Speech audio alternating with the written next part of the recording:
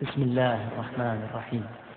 إذا زلزلت الأرض زلزالها وأخرجت الأرض أثقالها وقال الإنسان ما لها يومئذ تحدث أخبارها بأن ربك أوحى لها يومئذ يصدر الناس أشتاتا ليروا أعمالهم فمن يعمل